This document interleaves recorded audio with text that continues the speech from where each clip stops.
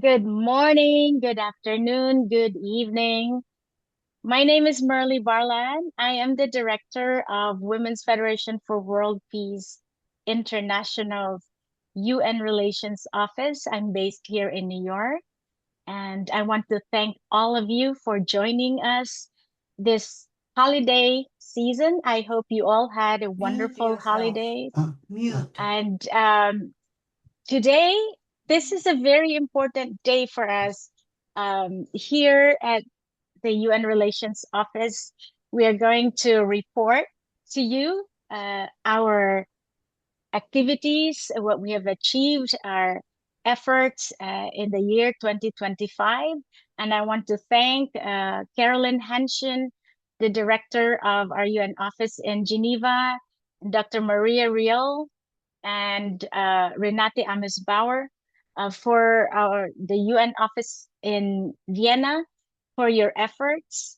And to all of you who are joining us, once again, thank you for your time.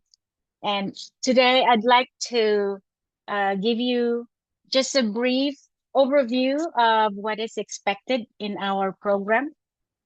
We are going to, I'll give you a brief report of um, the relevance of our work, the Women's Federation's work at the United Nations, and our advocacy. And then Ambassador Mario De Leon Jr. will give an introduction, an overview also of the role of the civil society and in terms of working its influence at the United Nations and how we can uh, be more productive and be more efficient in our advocacy. Uh, and then Geneva will give the report, followed by Vienna, and then we are going to have a Q&A. And that's when you can give feedback, you can ask questions, anything you want to know. We'll try to answer it as much as we can. And then, after that, we'll close the program. And on that note, I'm gonna start our report from New York with a video, and then after that, I'll give a bit more of information. Hyun, could you please play the video?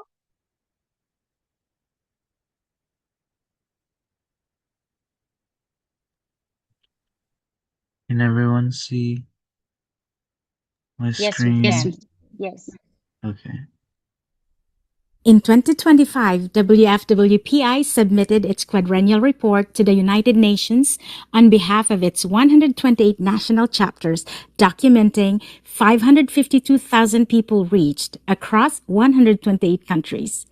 WFWPI's New York team of 12 UN representatives, 7 interns, and 51 global peace ambassadors advanced women leadership, peace building, environmental and climate action advocacy aligning with the UN SDGs.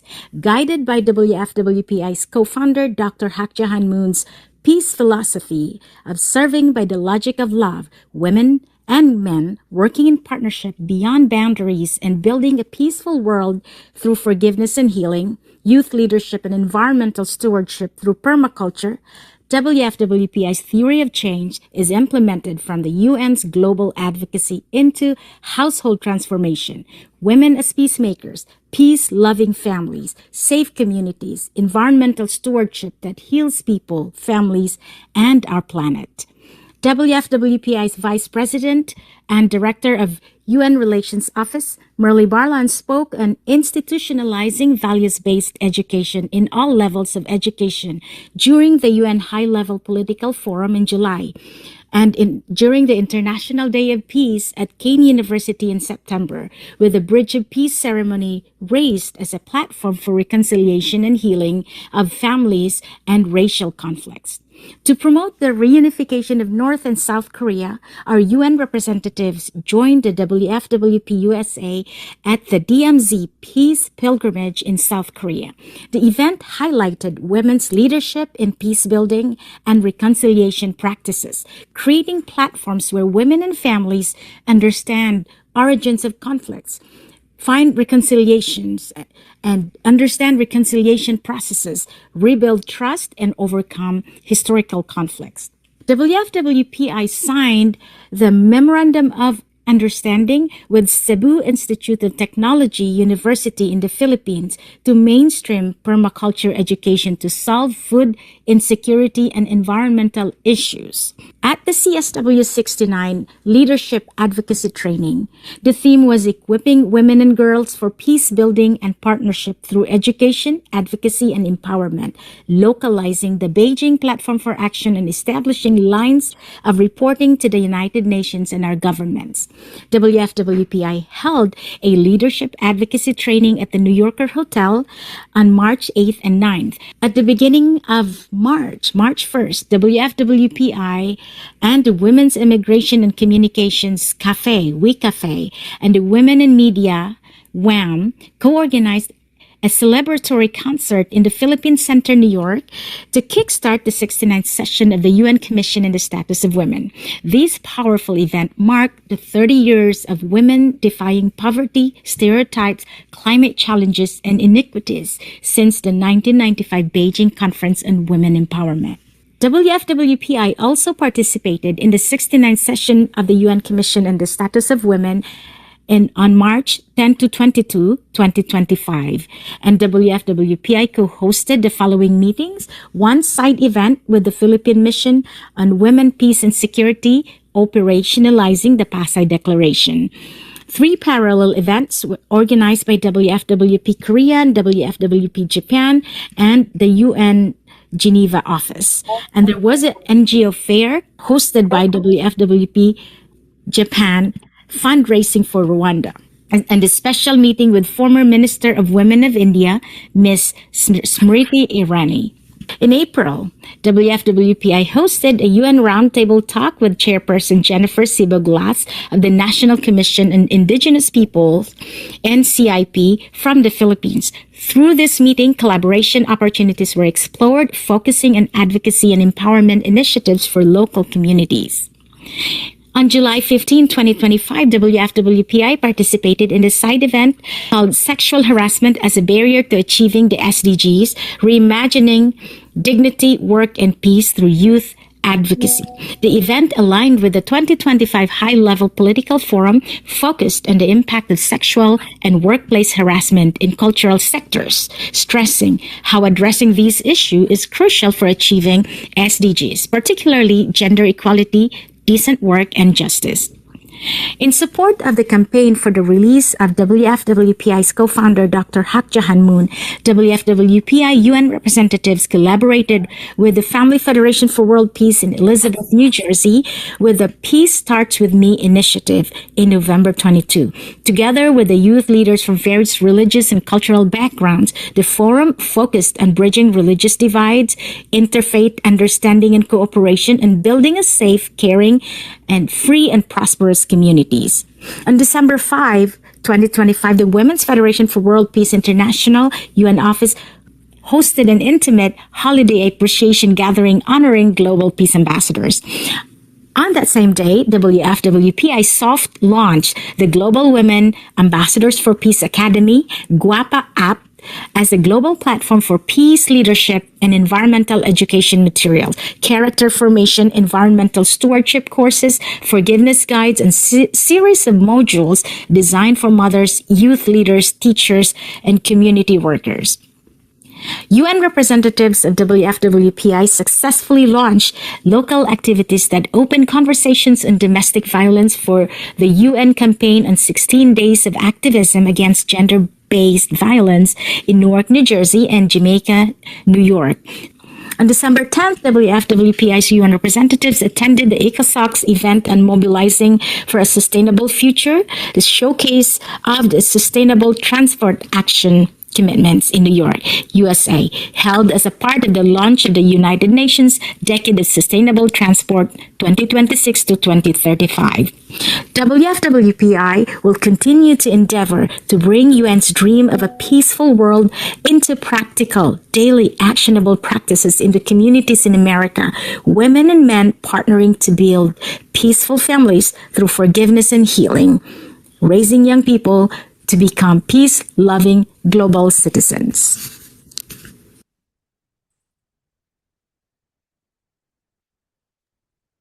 Thank you for that video. Um, I am so sorry. My apologies. I forgot. I the order of the program. I'm supposed to call on Ambassador Mario De Leon Jr. to give the introduction about our the UN work and the role of the civil society. My apologies, Ambassador De Leon. But before you speak, I'd like to introduce you a little bit. Um, yeah, hold on a second. Okay. Ambassador Mario Lopez de Leon Jr. was the Philippine Consul General in New York and covered 9 other northeastern states from 2011 to 2016. And prior to his retirement from government service in 2017, and he was the Assistant Secretary for Financial Management Services and Chief Coordinator for the Foreign Secretary of the Philippine Department of Foreign Affairs. And he was appointed Ambassador Extraordinary Plenipotentiary in Pretoria, South Africa, where he was accredited to 9 other Southern African countries from 2010 to 2011. He served as Minister and Consul General of United Kingdom with current status in Ireland and Iceland on 2000 to 2006. He was posted at the Philippine Mission to the UN in New York and the Philippine Consulate General in San Francisco. Ladies and gentlemen, I am very honored and proud that Ambassador De Leon has lent us his support and expertise as the advisor and consultant on diplomacy. Ambassador De Leon, the floor is yours. Thank you. Well, first of all, I'd like to greet everyone, of course, happy holidays.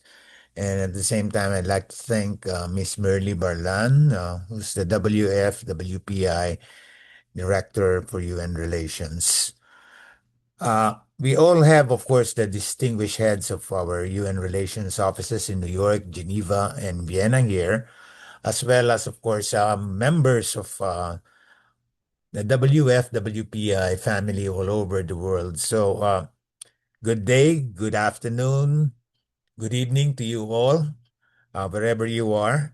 And thank you for joining us at this event, which we call WFWPI at the UN Year-End Report on the Global Peace Building Agenda. Well, everyone heard, of course, the report already of Ms. Merly Berlan regarding the activities in New York. It's an honor for me to address this meeting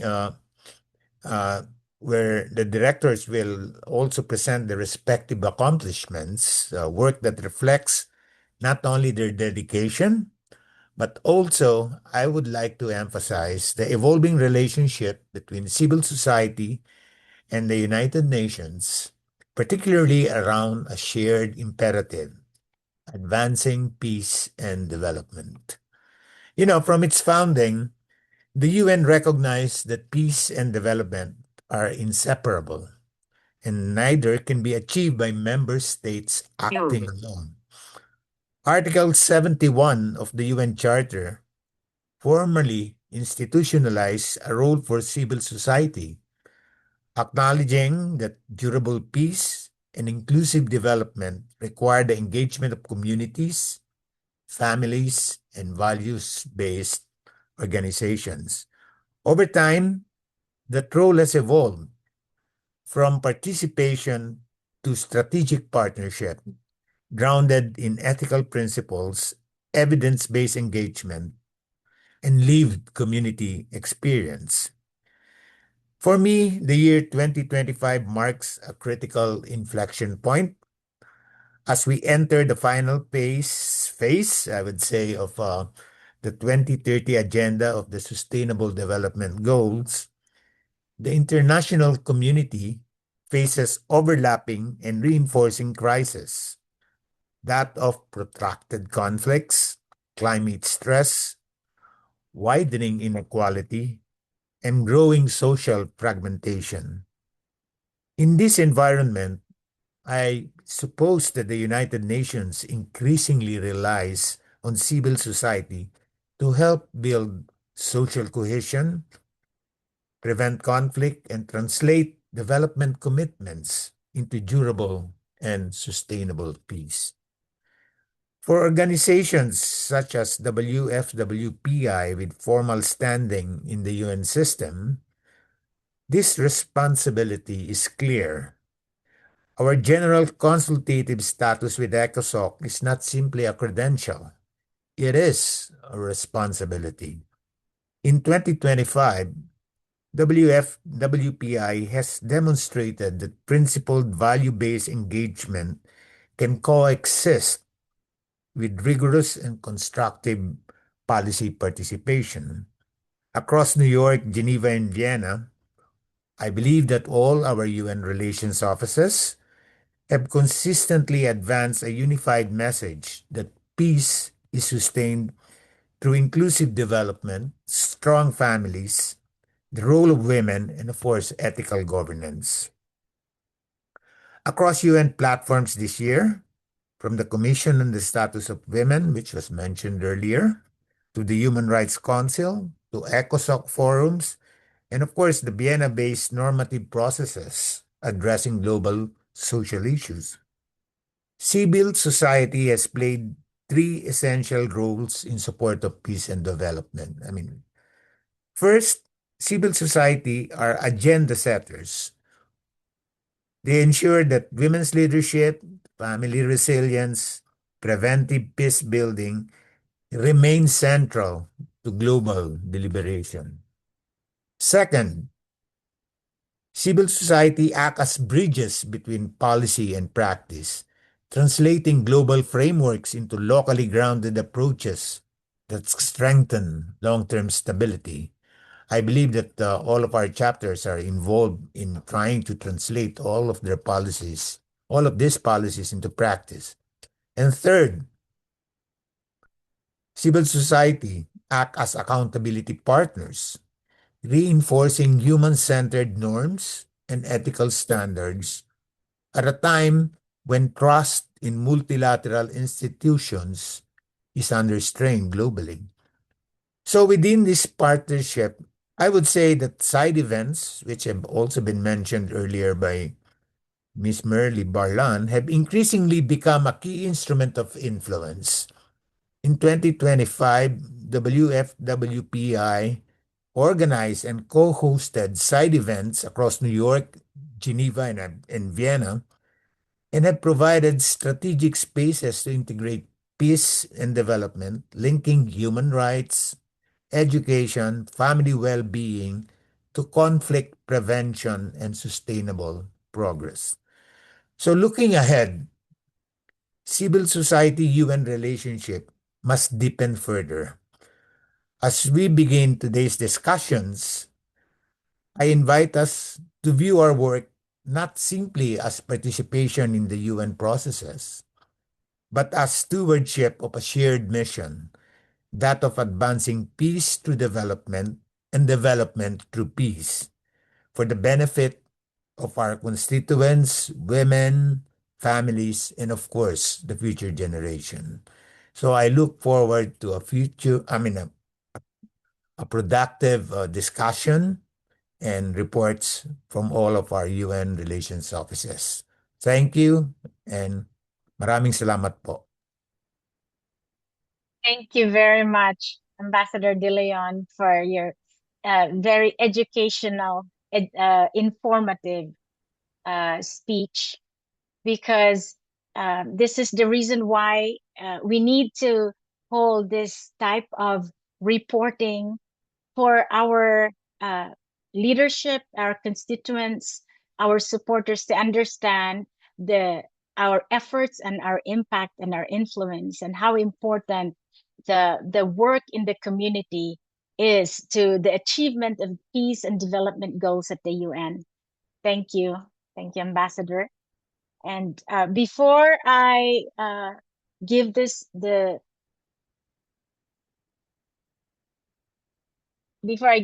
Geneva, I'm going to read a little bit more in addition to the video report for New York. I'm going to add a little bit more points emphasizing on Women's Federation's theory of change. I'm going to read it to make sure that I don't miss anything because these are more on datas. According to our quadrennial report from 2021 to 2024, WFWPI programs reached 552,000 people in 128 countries, including 77,000 women,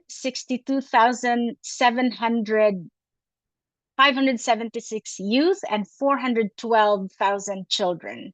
Through education, advocacy, service, reconciliation, environmental stewardship, and leadership development. The role of WFWP at the UN. As a civil society organization with general consultative status with ECOSOC, WFWPI participates in UN meetings, submits written, oral statements, co-organizes side events, and brokers partnerships that translate UN norms into community programs. Through our network of 128 countries, we surface local evidence, channel women and youth voices into UN processes, and return with practical toolkits, policy to practice guides, referral pathways, and training modules so chapters and partners can localize the SDGs, protect families, and accelerate peaceful, sustainable development in communities worldwide. Our goal today is to clarify what we do at the UN, to show the 2025 impact, explain our theory of change, and outline how national chapters can leverage this work for measurable results. Our focus at the UN in New York, you have already seen the report through the video, but in more detail, to explain more, we represent WFWPI's values in multilateral spaces through the CSW, the Commission on the Status of Women, the High Level Political Forum, HLPF, and ECOSOC to turn global policy into local tools for women, youth, and families. In 2025, we co-hosted the CSW 69, the HLPF Forum, the ECOSOC Decade. We participated in the launching of the ECOSOC Decade for Sustainable Transport, and we ran leadership advocacy training to localize the Beijing platform for action into chapter-ready checklist and reporting lines. The theory of change, UN advocacy, from UN advocacy to household transformation, guided by the peace-building philosophy of WFWPI's co-founder, Dr. Hak Jahan Moon. One, from values to practice. Altruism, peace through healing and reconciliation, peace starting in the family, women, and men partnership. Second is practice to systems. From practice to systems. We promote and we partner with institutions, educational institutions such as Memorandum of Understanding, survivor referral pathways, and volunteer safety. And third is from systems to outcomes. Protected women and children. Protecting women and children, principled youth, safer neighborhoods, creation, care via permaculture, and environmental stewardship, and the healing of people and the planet. So we highlight, although you have seen the video already, but in summary, the highlights and outcomes for 2025 are the following. Ambassadors for Peace, we have a total of 51. Women Defying Gravity, the International Day of Peace, the Bridge of Peace ceremonies, the Korean Peninsula Peace, DMZ Peace Pilgrimage, 40 women leaders from USA. We attended. And then the Indigenous and Community Rights UN Roundtable with the Philippines NCIP, the Ending Violence, the 16 days of activism in New Jersey and in New York, and then the Climate Peace and Livelihood, MOU with the Cebu Institute of Technology University to mainstream permaculture education for climate action. Household gardens reduce cost, care for creation. And then the digital scale, the Guapa app. It delivers character, forgiveness, and service modules to mothers, teachers, youth leaders, and community workers, basically training them how to be peace builders and ambassadors for peace. And lastly, stewardship, strengthening governance, finance, communications, and training of our young people through the 7 interns who interned in our office this year. So how WFWP national chapters can benefit? Number one, policy to practice toolkits, school MOUs, referral pathways, and volunteer safety through, second, the Global Peace Ambassador pipeline. You nominate, we onboard and mentor, and then we track our impact. The Guapa app, this is the third, learning circles, 3 to 6 months training, online training program. And number 4 is the Permaculture for Peace starter kit. We have it in our, we are actually almost to the final stage of our starter toolkits from inspiration to advocacy to impact. And lastly, the Bridge of Peace, Reconciliation, and Healing Facilitation Guides. Building peace together. The UN Relations Office exists to equip you.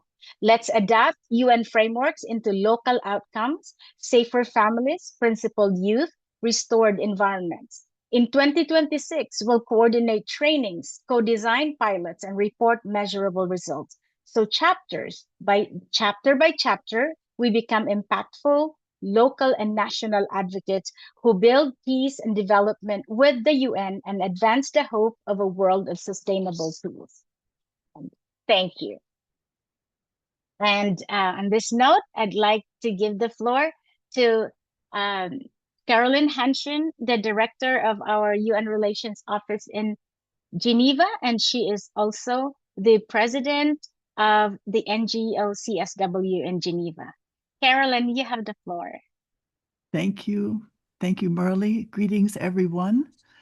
I'm so happy actually to address you. I have come with a whole team of young people that I work with in Geneva, who I'm giving a little piece of time to actually explain a little bit different aspects of what we're doing. I think our big question at this point, since 1997 when we got our consultative relations is, where are we? What kind of influence do we have? What kind of impact do we have? And thank you also to Ambassador de Leon, because really when I listen to you, it's like the best of relationship between government and civil society, where we really are rooting for each other. We see the best in each other. And I think with that kind of partnership, we can move so quickly from this point on. So I just wanted to say, just within the past, in the past few weeks, actually, from going, coming from an organization that was just had this incredible vision for peace and what could be done, and a certain kind of work ethic that is, I think, very special, actually, related to what I just said about the ambassador. And but really more being sort of observer position when we first came in, huh? But just to say, in the last few weeks, personally representing Women's Federation for World Peace, I was invited to two almost private meetings, one with UN Women New York, who we work with a lot. We work with UN Women in Geneva a lot. The other with Mr. Guy Ryder, who is UN Undersecretary General for Policy. And these were meetings that were not just the general meetings, you just sign up and come, but specifically inviting us to come because they wanted our opinion, our recommendations, our advice on things like CSW revitalization, UN 80. And like the ambassador said, it really is potentially a new era if we can follow through on this. And if we can, as NGOs, we really make ourselves trustable to governments and experts in the UN, which I think Women's Federation really has a good history of being that kind of an NGO. So what are we doing sort of in general before I invite my stars to speak? What are we trying to do at the UN, or what are we doing at the UN in Geneva? We, of course, mediate, as Merle said, between local enlightened solutions like our Women's Federation work and try to put that in a framework so it can really become a norm-setting kind of advocacy. And I think it's really quite incredible if we look back. Actually, we're trying to not just have good conversations, have good events, meaningful ideas, but really our mission is much deeper than that, to really bring a whole new mindset globally, a kind of behavioral change, which we've seen in things like the Culture of Peace program, which got to a certain point. But also this idea of bottom up, where public opinion, public enlightened opinion can really influence the political will. And this is what we're striving for. Of course, in Geneva, we're all about human rights. But what I understood from the beginning was that human rights is definitely not set in stone. Every time I attend a meeting or a Human Rights Council, I see it as a process of interpretation. So we have to get into that discussion. We have to make sure that our views, our vision, our work ethic and work style are really part of the outcomes of those discussions. We have to clarify the role of human responsibility, and especially that of women in leadership, and also especially the role of family as a paradigm for peace and the good working of human development. All these things are they're implied many times, but they're not, they have to be spoken out more clearly. And also we have worked over many years on the situation at the DMZ, which also Merle mentioned. We've held many Human Rights Council events, 5, I think now, and also just conferences where we tried to bring people together to really look at that situation, because our own roots are in Korea from the Women's Federation. And so we really come to the conclusion that we cannot just wait for political leaders to decide, okay, now is the time. Women have to engage. And we have held events always around the idea of creating a place at the DMZ for women from North and South Korea to meet together and start doing peace, start making peace, and not just talking about it, actually, irregardless of what the decision makers are doing. And so now with that introduction, I want to go into the next phase. Leah, do you want to put the PowerPoint on? I think Leah's... Yes, I will share my screen.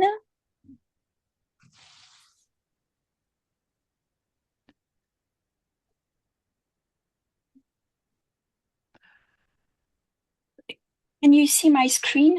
Yes. So this is one of our team, Mara, who could not. Maybe Leah, you have to go back one more. Sorry. I even go from show the first one and then yeah. So that is part of our team. And I would say that this year, one of our main points is really this remarkable teamwork, actually, throughout this is just since summertime, basically, we've this report. Okay, next. Okay, so this is Mara Probst, who couldn't be with us today, but a few words. Hi everyone, I'm Mara Probst. I'm a recent law graduate and I've been working with the Women's Federation for World Peace International since May this year. This is my contribution to the final end of year report, and I'm sorry I can't be with you today, but I would love to meet you at some other time, maybe virtually or in person. It's been a very, very inspiring time here at the Women's Federation. We have worked on many events at the United Nations, and we have been contributing as civil society to the work at the United Nations. And we've been promoting human rights, and it's been an enriching experience to see what civil society can do and what kind of impact it has from the grassroots to all the way up to the United Nations. So it's been a very, very interesting time, and thanks to the team and everyone that made this time so memorable. Hi, everyone. Thank you. Thank you, Mara. Next. Then I will, the next will be a series of 3 different sections with our team of Sandra. Okay, I was just going to say, yeah, Sandra, Naida, Leah, Maria, and then we have a few that couldn't be with us today too. So let's go right into the first section. Dear, yeah, go ahead. Dear all, my name is Leah Petrequin and I'm student in International and European Law student master focusing on human rights at the University of Geneva. Our leadership advocacy training aimed to train young people on the bodies and mechanisms of the UN to better understand its role and methods of operation. Focusing more specially on the Human Rights Council, we organized a simulation exercise replicating a session of the Human Rights Council where each participant had to prepare a statement and present it to the other members, which led to a vote at the end of the exercise, and it was particularly valuable because it allowed us to compare our simulation with what actually took place during the Human Rights Council.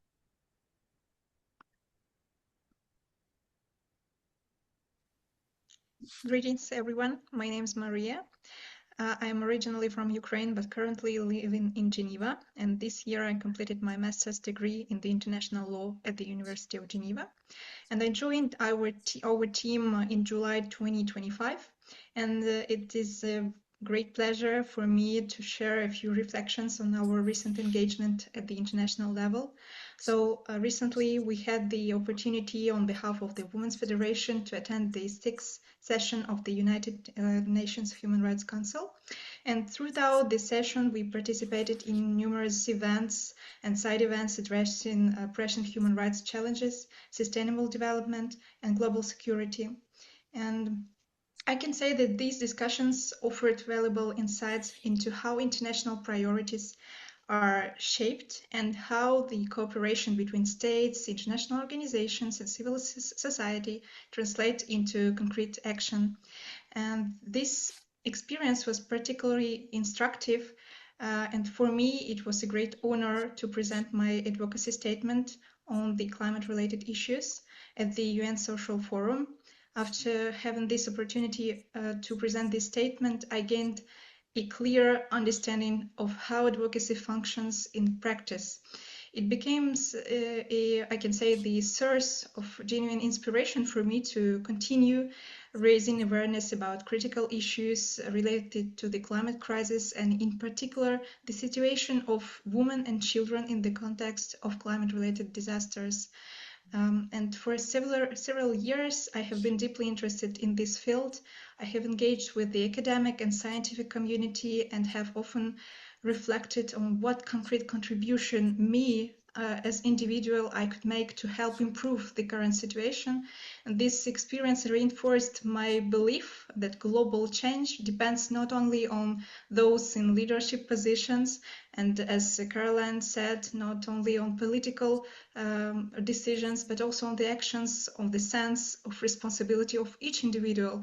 This, in essence, I think, is the role of civil society: to cooperate with the states, to share ongoing challenges, and to work collectively towards solutions. And I would also like to express my sincere gratitude to all the Geneva team.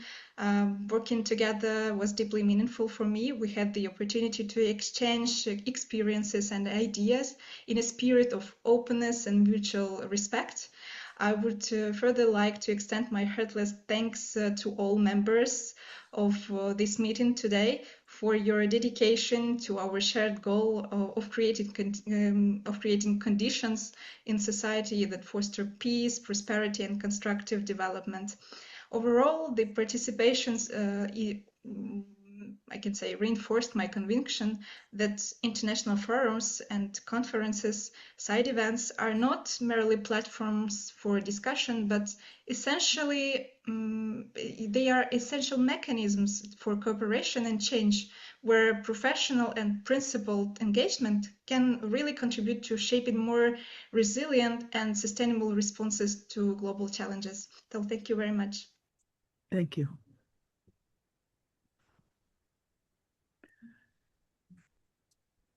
So, the Women Federation for World Peace International Geneva actively participated in the Forum on Minority Issues, which highlighted and reinforced our core values actually around how to build peaceful, inclusive, and sustainable societies, thanks in this particular field to minorities. And it was really important because of the topics addressed and the opportunities for collaboration it provided between the civil society and each member states. And it convinced me to be more active in promoting rights of each persons, because I truly think that it is the condition to have a real peace. And the Geneva team also produced a short video with one of the panelists for the Orange Day campaigns, in which Women Federation Geneva participated in order to give awareness concerning online gender-based violence. So the second section is impact and influence at the United Nations. This will be Sandra and Naida. Try and be as concise as possible, please. Hello, everyone. Thank you so much for the opportunity. My name is Sandra, and I've been working with Women Federation for the past 2 years. And I want to thank Caroline for the opportunity and also giving me the opportunity to be part of most of the events, side events, and also even in panel discussions, that I can also contribute to what is happening in around the globe. So I would like to first of all start with our impact during the Beijing Plus conference, which we hosted in Geneva. And it was a great success because we had a very impactful time, which didn't only leave us there after the 2024. We continued this engagement with governments and UN bodies and civil society organizations. One thing that I would like to highlight is that we had almost 200 women who participated in this conference, and we didn't just leave it there. So the significant thing that was happening was that after this, we got invited by the government, like I mentioned, and also by the UN women, which it was we worked closely with them, and it was very impactful because now they were having us to take part in most of their events online and even teaching us, the civil society, what we can do. The next slide, please. This is a continuation from the Beijing conference. During the Beijing conference, we had different teams. We had the education team. We also have the poverty team. We have the environmental team. And I had the opportunity to work with not only with the education team, also with the poverty team. And after the Beijing conference, which we had in 2024, the team decided to continue with the work that we did, not only leaving statements, but we also wanted to continue to work with the grassroots organizations, what they really need, what can we do to eradicate poverty.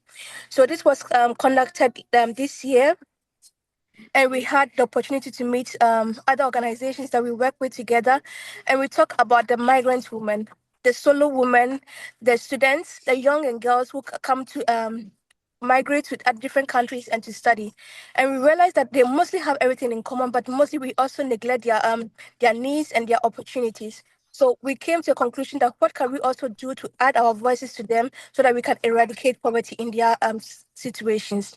Thank you very much. I would like to give it over to Naida. So, hello everyone. My name is Naida, and I am a jurist. I graduate also in international and European law in France, and I'm originated from Togo, and I came in France to continue my studies. And I've been working with Caroline and all this wonderful team since this summer, on research and advocacy at the United Nations in Geneva. So as you can see on this slide, I will highlight the engagement of the Women's Federation for World Peace International in close cooperation with the UN system. So here it's the Ambassador Breakfast Briefing that has been hosted by the NGO CSW Geneva with Women's Federation World Peace International, serving as president. And this briefing brought together UN entities, states representatives from 16 countries across Latin America, Europe, and even Africa, and civil society actors, creating a trusted diplomatic space to advance cooperation in support at the 2030 agenda, with a strong focus on gender equality and education. So the thematic focus on women and men working together for gender equality, contributing to preparations for Beijing Plus 13, and underscore the importance of education and training. And these discussions also highlighted the relevance of CEDAW as a core UN mechanism guiding states, obligations on gender equality and non-discriminations. Also, in Geneva here, the Women's Federation for World Peace International most of the time also emphasize and reinforce the responsibility of governments UN mechanism by the commemorating days. So this briefing, the 18th one that you can see the pictures on this slide, was hosted on the International Day of Peace, 2025. The next slide, please. Okay, I think very, very concisely, Naida. I'm sorry. Yeah. Yes. So together with partners, we also delivered some statements, a pledge at the Right to Development Forum to reaffirm the commitment to human rights-based responses. And all these side events was also an occasion to be able to work on advocacy and women's leadership, youth also leadership. In closing, Women's Federation World Peace here work in Geneva reaffirm its alignment with the Program of Sustainable Development Goals program. And I'm looking forward to continue, of course, working with the Women's Federation for World Peace and with this great team to also be able to concrete community level progress by making United Nations norms relatable to all people. Thank you for your attention. Thank you, Naida. So next, I will go very quickly because maybe we will have some kind of special meeting around this idea, No Peace Without Women, a global campaign. Next. So this was, there's kind of a whole history to it, which I won't say, but this is something that really seems like the culmination of what Women's Federation stands for and is been sort of mandated to do. But this specific element of it began at the outbreak of the Ukrainian war, where we brought together first ladies, UN heads of agencies, ambassadors. We had also we had former head of state, former deputy head of state. We had European Union special envoy, and basically we, in the spirit of that sort of outrage almost that we all felt, how could war be happening again now and so close to home? We created this No Peace Without Women campaign. And anyway, many things have happened since then. We've had 5 or 6 international conferences, including in the Balkans and several times at the UN in Geneva. But what we discovered is that the idea is so sort of catchy and so, for the time, that it's being picked up by others, actually.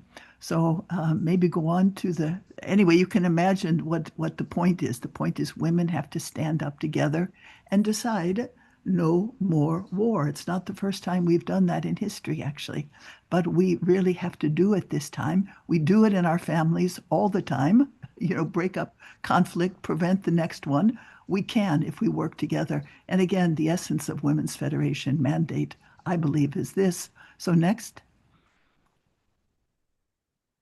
So the most recent event was at the UN in Geneva. We had a full house, like 160 or 70 people. We had the International Federation of the Red Cross speaking. We had, of course, UN Women is always working with us. We had G100 Women. We have, of course, NGO-CSW. We had some, anyway, the network, the partnership is getting broader and broader, actually. UNESCO, of course, also. And so anyway, just next, I wish I could say more, but I can't. So the conclusions, again, almost read like the Women's Federation mandate book, but this is what actually the conclusions that came out of our event that were made not just by Women's Federation, but all of the speakers and partners together. Next. And this is just almost by surprise, one of the speakers from UNESCO actually had just written a song and asked if she could perform it. So we have about 5 seconds of this song to show you because it's also very appropriate. So, Leah.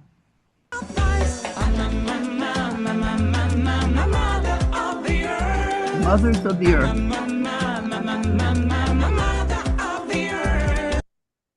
So this has been just nominated or submitted for a Grammy Award for 2026, but it just was their launch actually in Geneva. Next, just very, very quickly. So following up that, in the last 2 weeks, I was invited to speak at the Senate, to address the Senate in France about the roots of the No Peace Without Women campaign. So as many are picking it up and running, actually, we are trying to kind of always bring it back to the point of where this initial idea came from and the initial principles actually that we put forth when we put this together. So that was there. It was quite an exciting event with 5 panels and, military and political leaders and anyway, I can send you the PowerPoint. Next. These were some of the pictures at the Senate with the ambassador, with the senator who was the host and former head of the CEDAW committee. There were many, many important speakers, ambassadors. Next. And then just very last was 3 days later, I was invited to Geneva to speak at the Swiss Press Club on the same topic, No Peace Without Women, the Global Partnership for Peace, as this campaign is really just running wild across the globe, which was so exciting because even when we came up with the idea, we thought, how can we do this? We can't do this alone, but how can we share this as really a network and a campaign? So anyway, thank you so much. I'm sorry, I know we went over time, but thank you for your attention. And thank you for the team, actually, for your amazing work in Geneva. Thank you, Carolyn. Congratulations. I am always inspired by how dynamic and powerful the Geneva team in terms of working. They set the standard, the gold standard of how civil society should work strategically to influence the higher level conversations at the UN. And that is Geneva. Thank you, Carolyn. It's very inspiring, Thank you, Marley. powerful, and a good example. Mm. And at this point, I'd like to give the floor to our UN office in Vienna. Dr. Maria Real is the director of our Vienna office. She was the chairperson, the chair of the Committee on Peace and Family.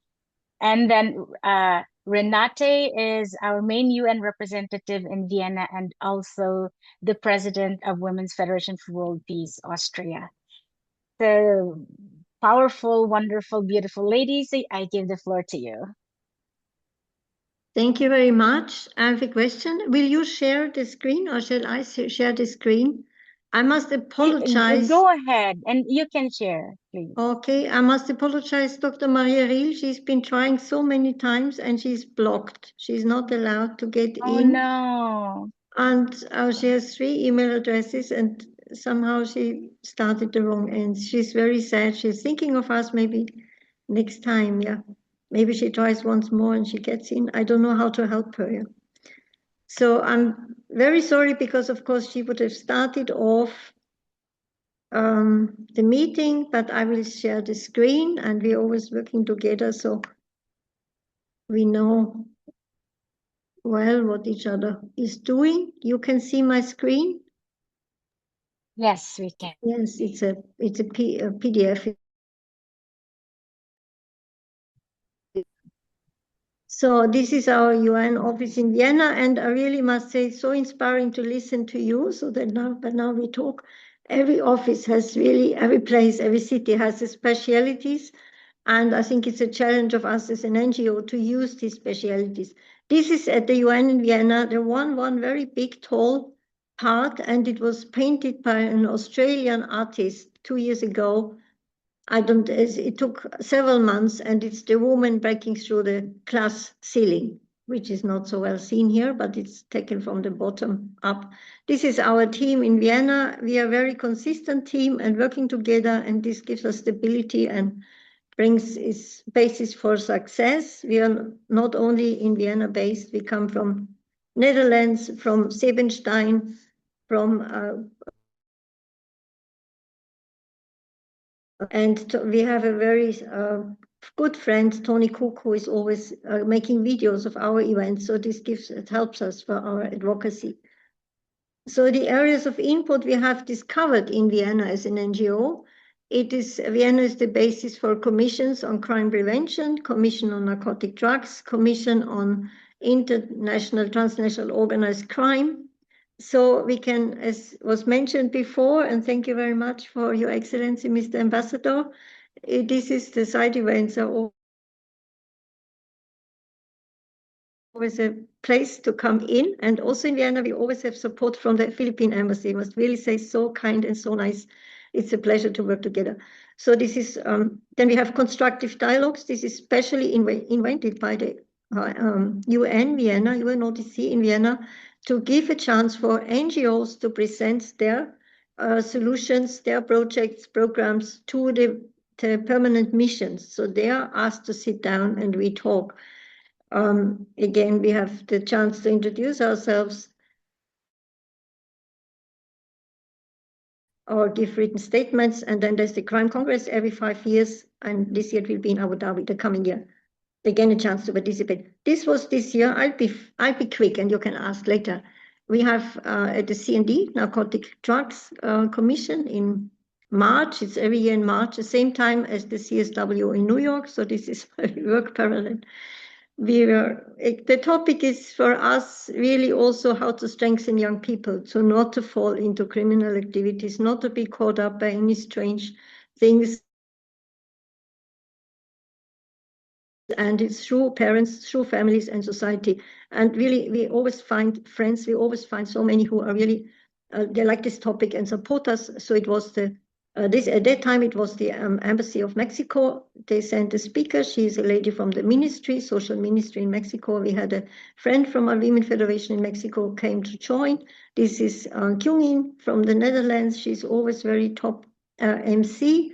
Dr. Maria Riel, she's really sitting and I think she's almost crying that somehow she was blocked today. Kefilwe, she is taking care of young women in a Women Federation. She lives in Germany but comes from South Africa. And the Hungarian sisters visited us. Hungary and Austria is neighbor countries, so they came to see how Women Federation can operate at the UN. And very important tech team, Lily Kundaker from Australia, living in Vienna, and he is the chief of the tech staff of the UN, and they're always very, very, very helpful. We're so grateful for that. This was in May. Commission on Crime Prevention and Criminal Justice every year, heavy topic. But again, youth education and youth activism, and because of a very high specialist lady, a member of Women Federation and YSP, we choose the topic combat domestic violence and criminal activity. She is a psychologist. She's teaching at universities in Kosovo. She's Albanian, but in Kosovo, and she's teaching about combating gender violence.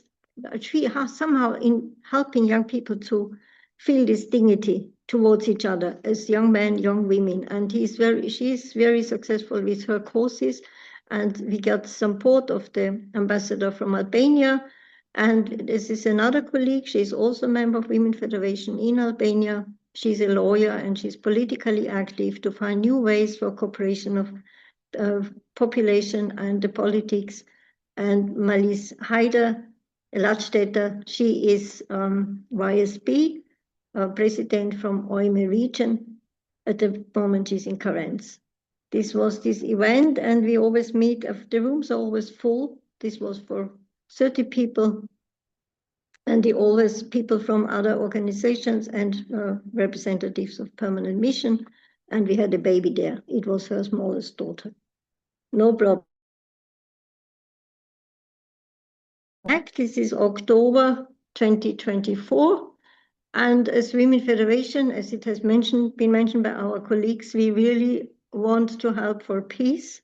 And the topic of peace building and prevention of conflict, violent conflicts, has not a stand at the UN at like Commission on Crime Prevention. It would be a Commission on Peace Building, would be very good.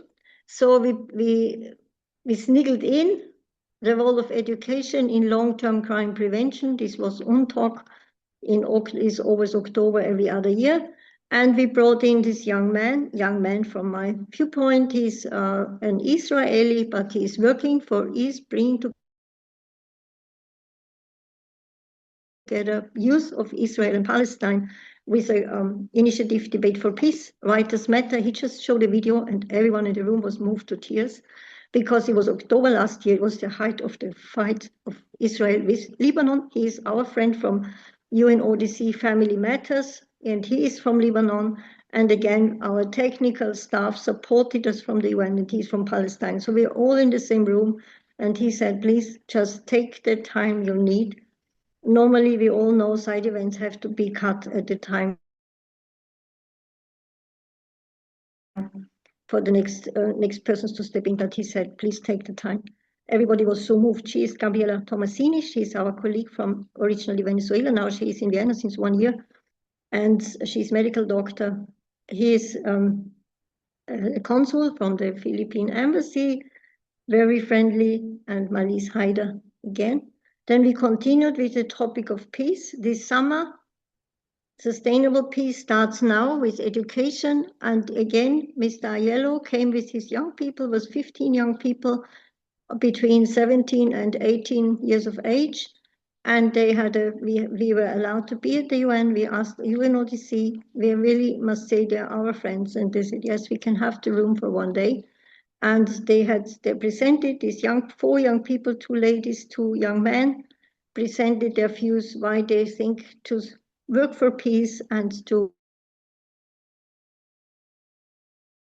be together. They're from backgrounds, Israel and Palestinian and other backgrounds mixed, why it really makes sense to them, and it's the only meaningful way, somehow very meaningful way for them to invest. We had, of course, an opening podium. This is again from the Philippine Embassy, Miss Daryl Mignano from UNODC, Miss Mune, and also he was the vice director of UNODC, supporting Miss Caravalli. Now he's retired, Mr. Jean-Luc Lemayeux, and he's now teaching, and he really had joy to talk to the young people. He supported us very nicely, and from the Embassy of Burkina Faso, also the counselor, because it was holidays, and some people are not here, Embassy of Mexico, and a city councillor from Vienna, Miss Merle Ballan. You know her, she has been talking before at an event last year, together with Merle Ballan. And this is constructive dialogues. This is what I said. This is special initiative of the UN in Vienna to bring together NGOs with government representatives. It's on 4 different topics: trafficking of firearms, international cooperation, human trafficking, smuggling of migrants. It's not nice topics at all, but you meet highly engaged people and members of other NGOs, leaders of NGOs. It is 2 days normally. We can share cards, we can share information, and we can strengthen our networks. And this time we had Mr. Patrick Erlandsen to speak. He's founded Father Con. He's a good friend of us, together with his wife. And he strengthens men. He encourages men to be good fathers, because it's one important pillar of the family, is one important pillar of crime prevention. So he was talking. And then they took continue. Merle, this is Merle Soquila Plaschke. She lives in Austria, but she's Filipino. And she initiated this meet and greet online platforms. And there we invite all these friends we meet, all these colleagues from other NGOs, to talk and to share more about their projects. It's very inspiring. Again, from the Philippine Embassy, every time one secretary is coming, and she says it's always inspiring to listen and hear so many interesting stories and encouraging initiatives. It was 11 times this time. And then we have another initiative that came from our attending UN conferences. Uganda Youth Development Link. This is a group of an organization of social workers in Uganda, and we developed a program together with our colleague, Mrs. Gabriele Zürer. Maybe many know her husband a little bit. He's in the media area active, and she is trained family coach, also a pharmacist, and she gave 4 or 5 lectures about family education, nonviolent communication, the 5 languages of love, very practical topics in webinars, and there were 25 to 30 social workers listening, and we recorded so they can have this recording and they can use it when they go to the villages and talk to the youth and to the families in the villages. So we're very happy, because it's something we can do from Vienna to Uganda. I don't know how many kilometers, it's a few thousand, but it doesn't cost money. Of course, it costs effort to prepare the lectures, but it's something that we can do to help there. This is the upcoming tasks again in this coming year. There's the commissions coming again: crime prevention, crime congress, and constructive dialogues. This is all upcoming, and there will be other events. And with this, I want to close, and this is a quote or a paragraph of our co-founder, dear Dr. Haq Jahan, and it's expressing so much how valuable is each person in the world. And we really must say in the countries, because when we approach the embassies, we always try to get the reports. We get the reports from our dear sisters everywhere, And so the embassies, the permanent missions, they learn about Women Federation in their own country because they might not know about it so much. So this helps to feed back this information, and it helps us to get the voice at the UN and strengthen the value of each human being. So the quote is, every one of us needs to feel deeply grateful for being born. Every person in the world. There is not one person whose birth is meaningless. Moreover, no person's life is his or hers alone. Heaven, earth, and all things in the universe interconnect through lines of latitude and longitude. We're all depending on each other. Peace means that all the energies in the entire world and the entire universe are in harmony. Therefore, no one should belittle his or her life. We should deeply realize that everyone is a precious being born through the sacred workings of the universe. And with this, I really want to encourage everyone, please keep going and let us work together, maybe even more in more professional in New York and Geneva. And with this, we say thank you very much also in the name of our team and in the name of Dr. Maria Wiel. Thank you. Thank you very much, Renate. Another powerful, inspiring presentation. One thing that I'm very grateful and proud of our Vienna team is that their long-term relationship and their efforts at the UN, they're trusted by the missions, by the embassies. In fact, even when they request for rooms, even one day, right, Renate? Anyone can give you a room. But the platform that they created to connect the activities of national chapters to be connected to the embassies in Vienna and providing a meeting space, that is very, very important. And it's in New York, you need to make a lot of effort, investment to make that happen. But in Vienna, because of your more than 20 years, 30 years of investment, you could win their hearts, their trust and partnership. Congratulations and thank you so much. We gave another Zoom link to Dr. Real. I don't know if she's here, but if she comes later, we'll give her a chance to greet us. Before I go on to the next part, I was hoping to have like a 20 minutes of Q&A. But I would like to introduce my team here in New York, a dynamic team of academicians, business people, journalists. So yeah, we have community leaders, politicians. We have Dr. Elaine Duval, and she has many PhDs, but she comes from the world of academe. And we also have Anupam Dutta. He is a businessman and AI and technology, founders and CEO of HBS, HBS America. Anupam, are you here? And we have Arshad Dutta, Anupam's daughter, um, a tech genius.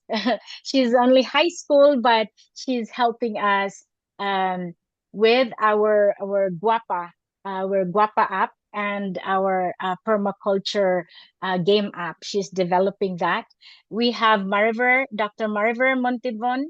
She is actually nicknamed my twin. She's a journalist based in New York, and she's helping me with coordinating our special projects on permaculture. And also we have a mother-daughter team, community leaders and uh, political leaders, Maria and Priscilla Garces. They are very well respected in the Latin American community. And we have Charlene Bornia. She's new to our team. She created that beautiful video that you saw in the beginning. She didn't sleep last night. She put it all together. And my son, Yowan Barlan. And who else do we have here? Rachel and Juliet. Rachel RB Tamayo and Juliet Hatulan, if you're here. And they are also our UN representatives, and they're very active in the community. They're community leaders. So the strength of each of our UN offices, you saw the strength of Geneva and Vienna, and here in New York, we are trying to show the journey of advocacy from inspiration to policy to program to implementation, and bring it down to the community level, that whole circle, that cycle of activities. So the whole theory of change, and making putting it into a toolkit, a manual, so that it can be replicated in the national level and in the community level. And so, yeah, that is our work. And we are hoping that next year we can create a UN relations desk in every region and in every country. And we can do trainings for that. And thanks to our the advice of our the advice of our ambassador Mario de Leon, you know, we have so many things that we can actually do together as a whole, as a team. On that note, I am going to just promote our permaculture summit and immersion in the Philippines. Catherine, are Yes. you able to share, please? So Yeah. I am just going to invite you in January, from January 24th to the 29th. We are going to bring a team of Women's Federation and Women's Federation constituents and high-level VIPs to the Philippines for the first permaculture high-level summit, hosted by the president of the CITU, Cebu Institute of Technology University. And it will be a high level. We have actually already a high level delegation from Spain and from the US as well. And then after that, one day high level event, the governor and the mayor of Cebu will be present. And then we have a really dynamic program to mainstream the permaculture education and practice. And then the next day, we'll take a ferry. We are going to visit our permaculture farm in my hometown in Bohol, Philippines. And we're going to do planting, cooking, harvesting, and cooking, and feed the children in the school in the village. And then after the next day, we're going to visit a permaculture farm, another big permaculture farm, and then speak with the mayor and then the governor of the Bohol province. And then after hard work, we're going to have fun. We're going to go to a tour, river cruise, and snorkeling, scuba diving. So, on that note, I hope you are inspired, and we have slots for 10 more people. Please join us. There's the Zoom link, QR code. Okay, yeah, that's it. And I think Maria is there now, Merle, huh? yes. Marie, Dr. Riel? Yes. Dr. Riel, are you here? Or Renata, I think, has her on the phone, huh? It's her on okay. the WhatsApp phone. Oh, hi, Dr. Riel. Ich weiß nicht, ob ich sprechen kann. Hörst Ja, du mich? wir hören dich, ja? Sprich. No, sorry, I am very the meeting. I don't know why they wrote something was wrong. So it's good protection. So thank you very much. Yeah. Mm. We're We will do sorry our to hear best. your difficulties. Yeah. Yes, but we feel your heart and your effort. The report is amazing, inspiring, powerful. So thank you. Thank you. Kudos to your hard work, Dr. Rial. Okay, on this note, we have about 5 to 10 minutes Q&A. You can raise your hand if you have feedback, comments, questions. Please go ahead.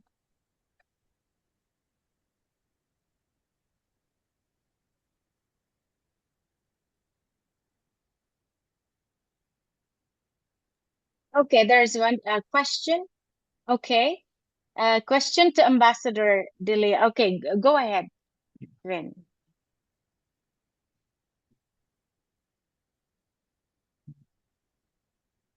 Good morning, everyone. Thank you for your reports today. I have two questions, one for Ambassador De Leon and the other for Caroline of Geneva.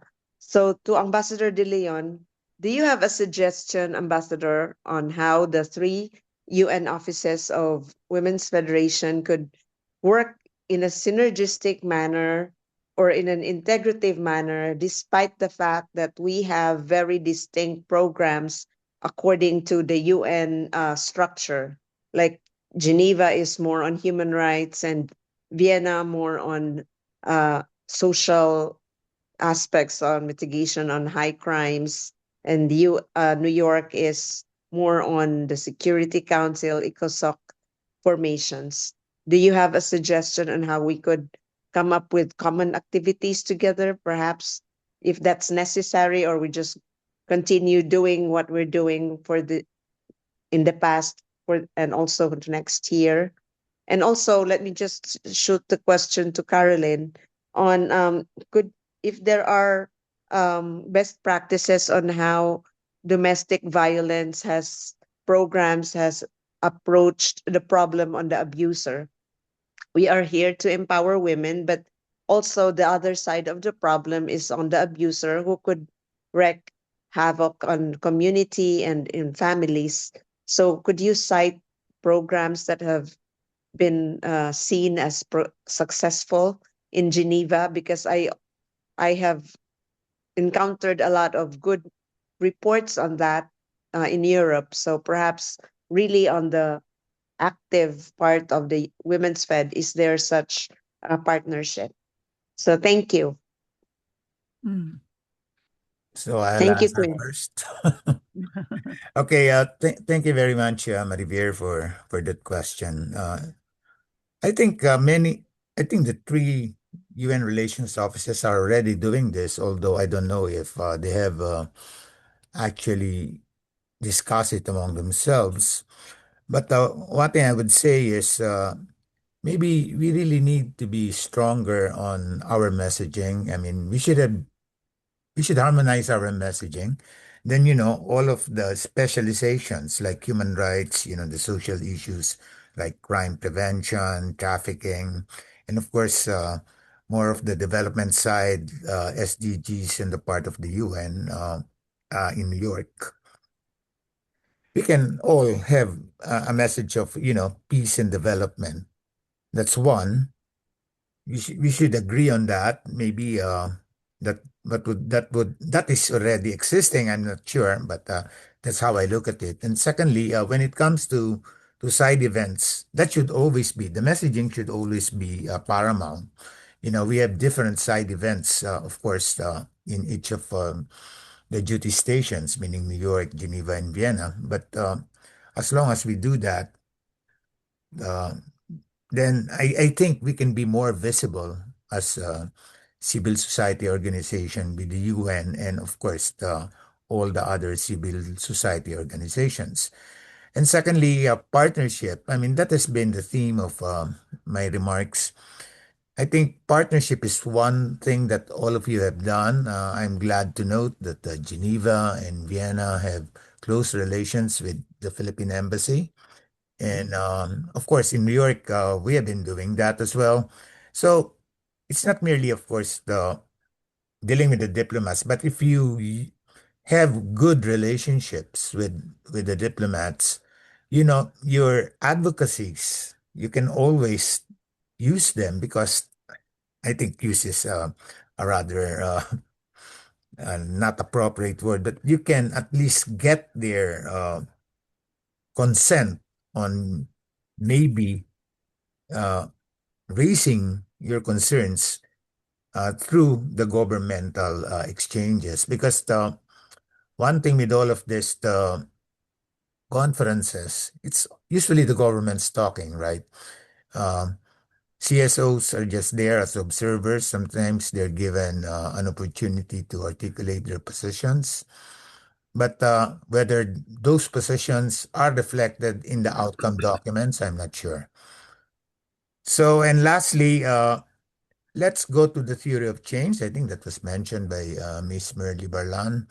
When it comes to our side events, when it comes to our projects, to our communities, let's follow, the activities, the outputs, the outcomes we want. And when I talk about outcomes, the way I describe it, it is how does a particular activity and output, benefit the stakeholders. And, our stakeholders are the same. They're the women, they're the youth, our development partners, there are the community leaders.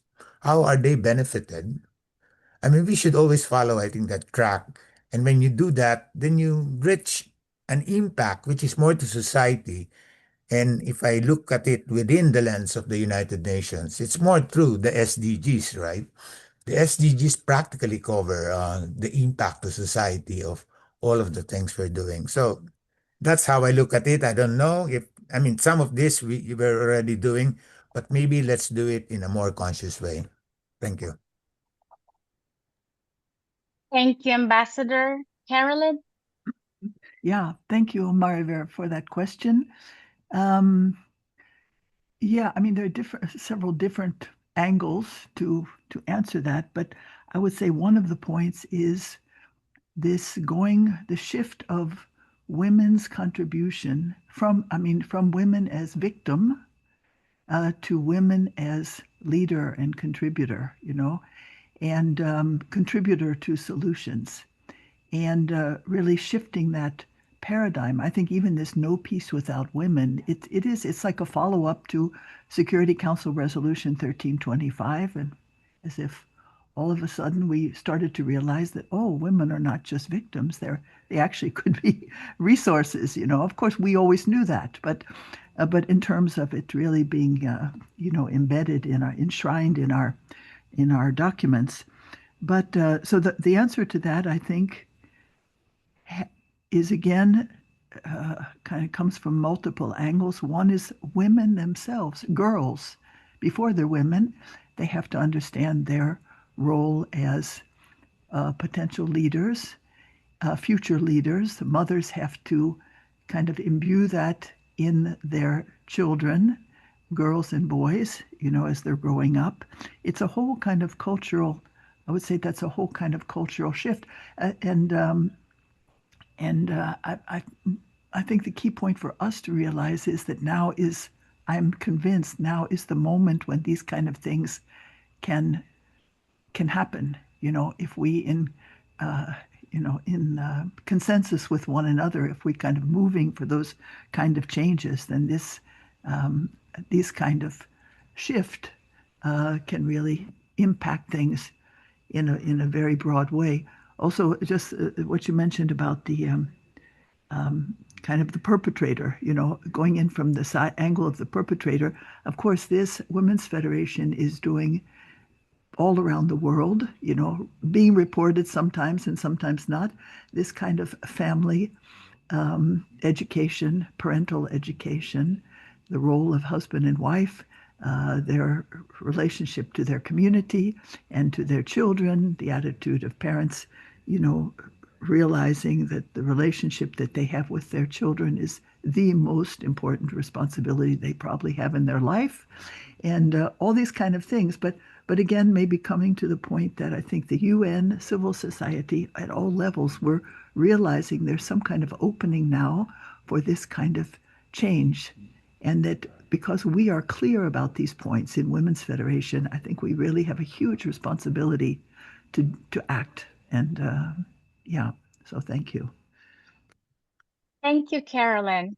Just to add to Mariver's question on how the three offices can work synergetically, I would say the CSW, every year it's planned, it's organized by the three offices.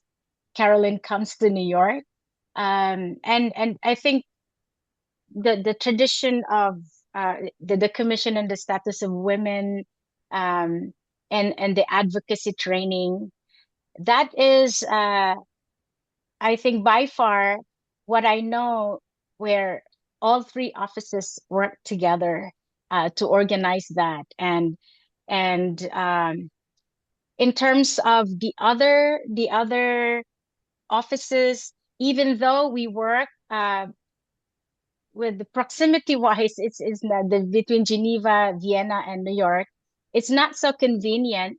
However, we work though under a theme. You know, there's an overarching theme.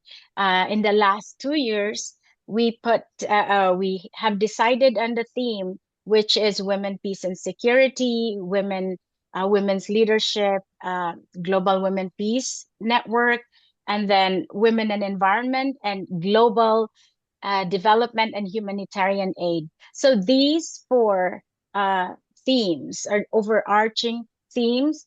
A lot of our conferences, events, side events, statements, they are embedded.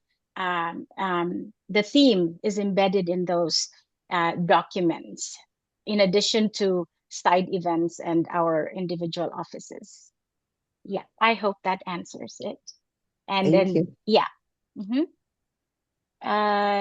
One more question from Bala, but I think the Guapa app, once it's functional, it if your country allows your people to join and to enroll in an online course, I think it's okay.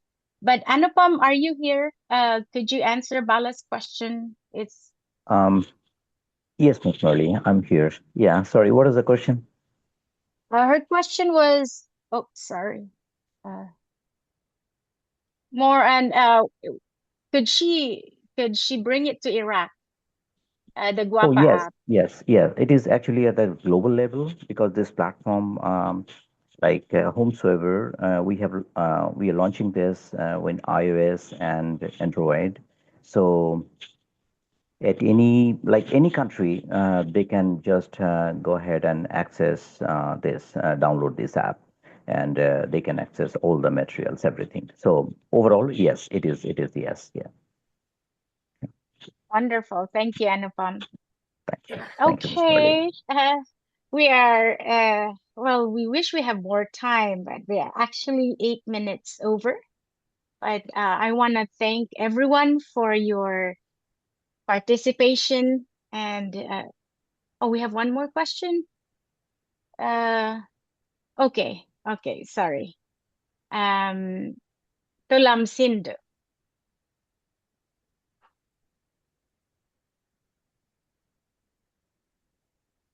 Hello, do you hear me? Yes, yes. Okay, thank you very much, Mel, and greetings to all my beloved sisters. I just want to talk to the issue of the root cause of the gender-based violence and femicide. Where I am in South Africa, it is actually a serious problem. And I think Women Federation World Peace will come handy, more so that it does have some programs of character, education, morals, all those things. And the understanding from my of Women Federation in terms of when we talk about gender equality, I have heard several times the mentioning of a boy child, of which from where I am seated, I have observed critically so that in as much as we are moving for gender equality, the biggest mistake that we are doing is to leave behind a boy child. And that boy child, with the challenges of parenting, the challenges of the high rate of divorces in families, becomes a serious problem where the family unit is disintegrating. So the main problem is the patriarchal society we are in, the gender stereotypes, the expectation where women are still expected, sadly so, to prioritize domestic roles over political engagement. So my plea is that as and when you're planning for the coming year, maybe let's look at how best we can assist each other in terms of zooming in the gender-based violence and femicide challenges that we are having, especially in South Africa. I am in the deep rural areas and it is bad. It is bad. Thank you very much. Thank you for that question. That's a very heavy, but also it's like finding the answer to that and solution to that is like chasing the Holy Grail. However, for Women's Federation, it's always been a holistic approach, addressing the root cause through the family, education between the man and women, even from early stage. That is the Women's Federation answer. And in terms of how Women's Federation can solve that problem, from the UN perspective, UN office perspective, this is a good opportunity for the leadership in Africa, for Women's Federation leadership to go into how the government is addressing it, and the local, national government are addressing it, and what solutions we have, and find a way where whether our solution can be a solution that they can accept as a solution to this social problem.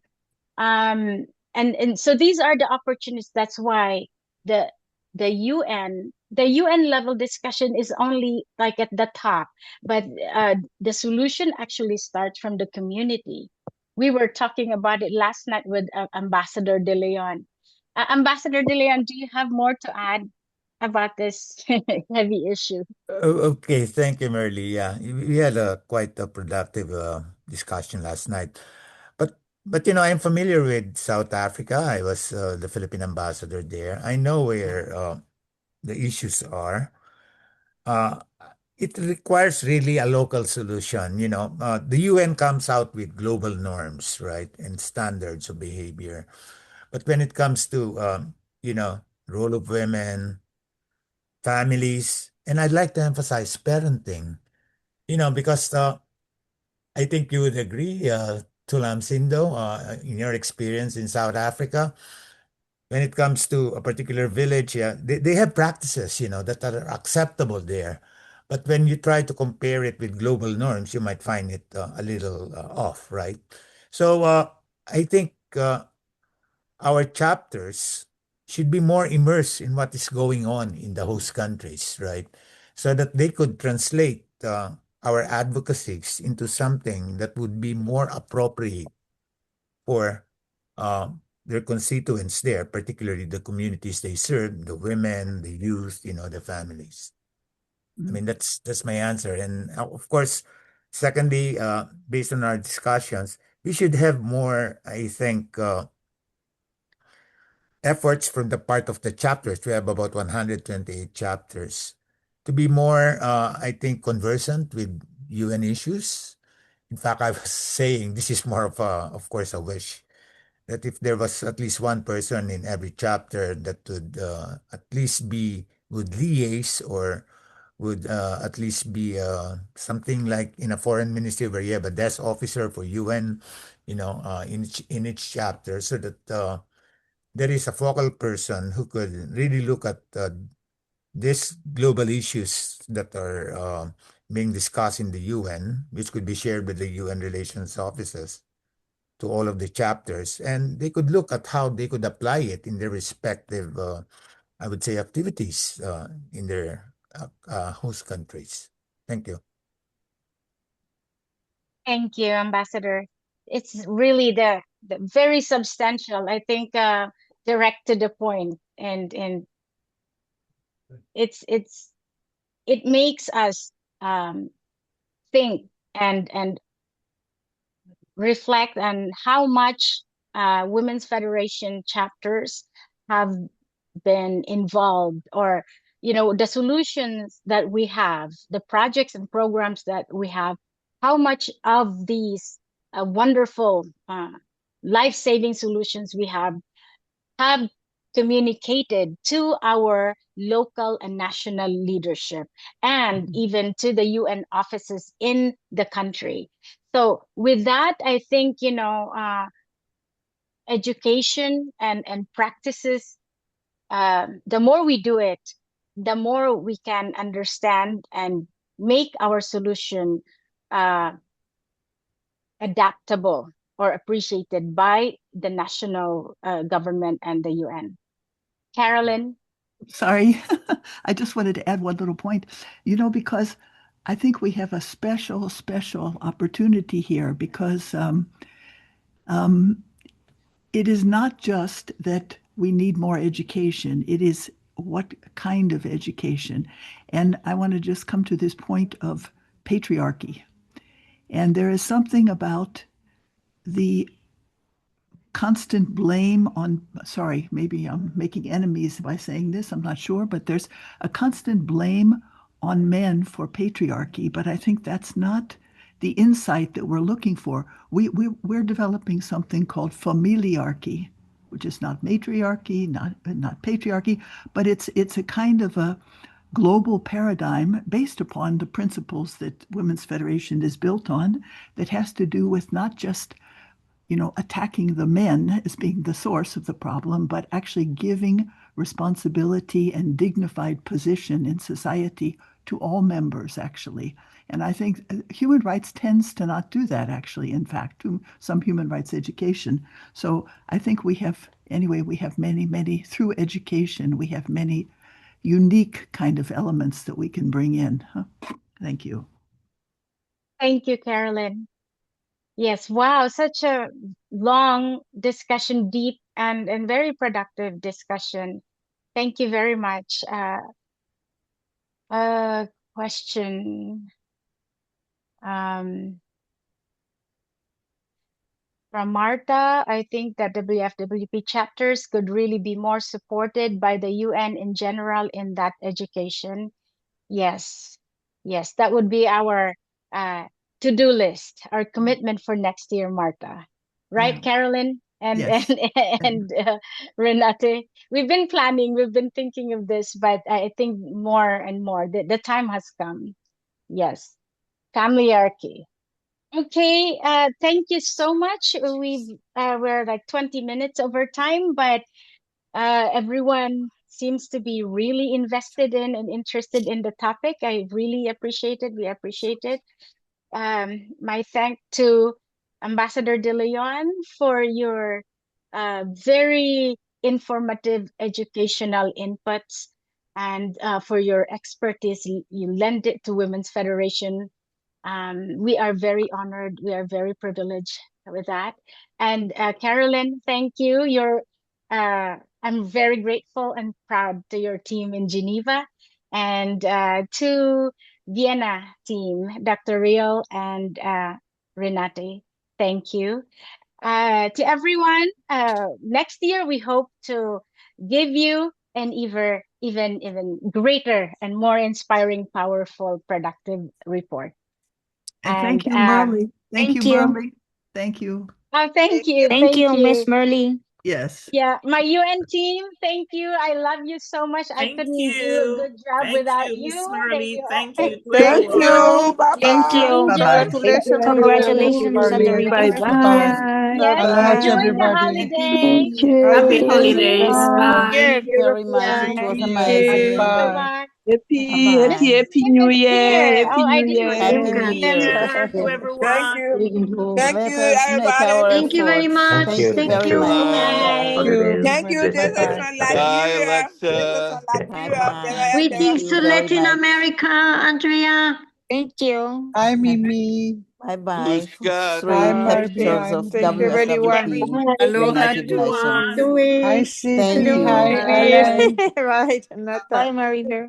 Philippines. Bye. Bye-bye. Greetings, Bye. Sissy, Carolyn, What to greetings. send? Happy Sissy, Goodbye. New greetings Year. from Liberia, West Mm. Africa. This is the Thank you, national See Mary. you president. soon, Very I like to CSW. sincere. say Bye goodbye. bye.